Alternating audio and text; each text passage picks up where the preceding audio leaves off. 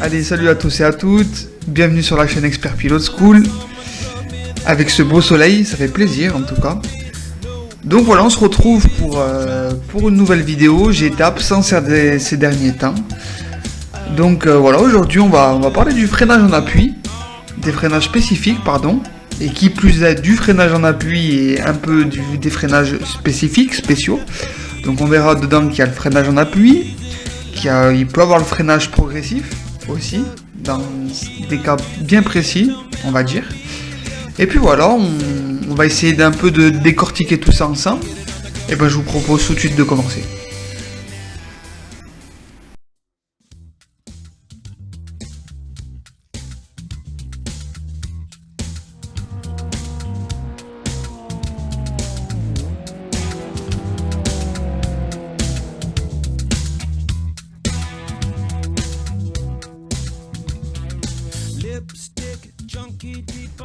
Alors on vient de voir quelques exemples de ce qu'est un freinage en appui, voilà.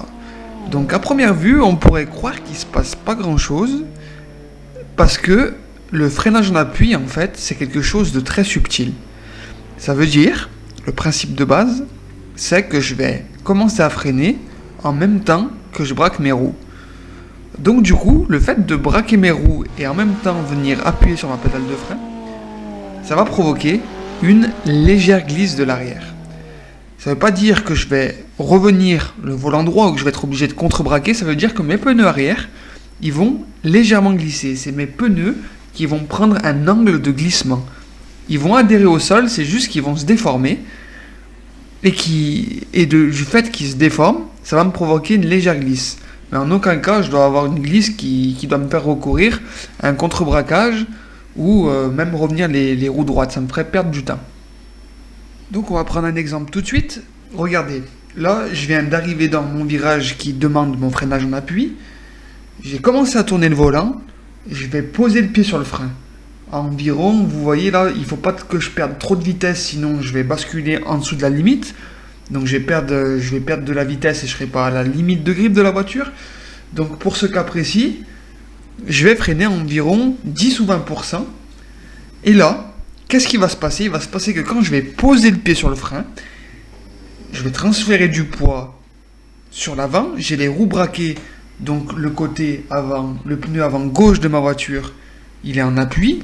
Je déleste l'arrière et du coup, je provoque une légère glisse des pneus arrière. Ça veut dire que les pneus arrière, ils vont se déformer d'un angle plus ou moins important.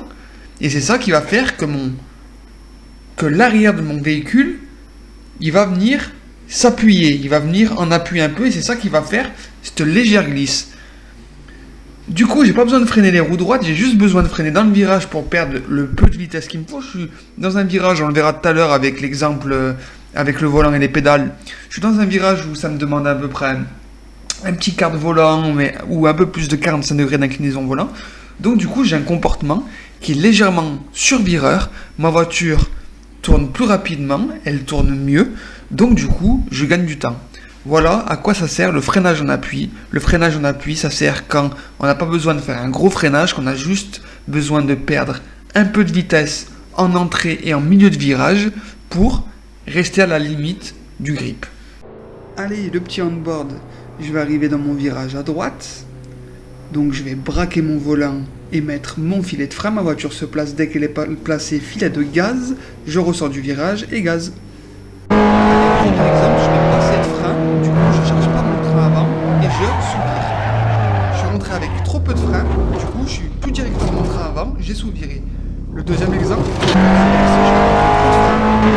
reste trop l'arrière et je vais sur-virer, j'essaie de l'arrière, découvrir la pédale bien gentiment et casser bien ma voiture.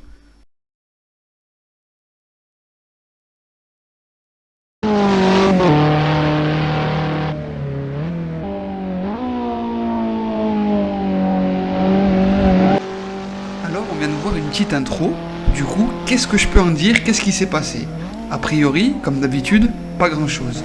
Mais ce que je viens de faire, en fait, c'est un freinage dit progressif. Normalement, ce terme en sport auto, il est prohibé.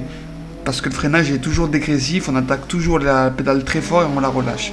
Mais là, dans un enchaînement de virages comme qui plus est sur le cas qu'on a un gauche et un droite, mon deuxième virage est plus fermé que mon premier. Donc du coup, je vais arriver, je vais faire mon freinage fort en ligne ou juste en appui. Je vais freiner dans mon premier virage, je vais tourner le volant, je vais soulager, et je vais arriver dans mon deuxième virage, je vais pouvoir mettre les roues droites, refreiner un peu plus, rappuyer un peu plus sur la pédale, et tourner pour mon deuxième virage qui est un peu moins rapide. En gros, ça donne ça. Donc je freine fort quatrième, troisième, je relâche mon frein jusqu'au point de corde, et là je vais arriver dans mon deuxième virage qui est un peu plus serré, hop, je vais remettre les roues droites, je vais refreiner un peu plus, je vais soulager, et je vais remettre les gaz vers mon point de corde. Le freinage progressif, c'est vraiment ça en fait. Ça veut dire que j'arrive dans mon premier virage, je freine fort, je soulage jusqu'au point de corde, je remets les roues droites, j'arrive dans mon deuxième virage. Donc du coup, quand j'ai remis les roues droites, je peux freiner un peu plus pour ne pas être au-dessus de la limite et pouvoir rentrer dans mon deuxième virage de façon optimale et après ressortir avec du gaz.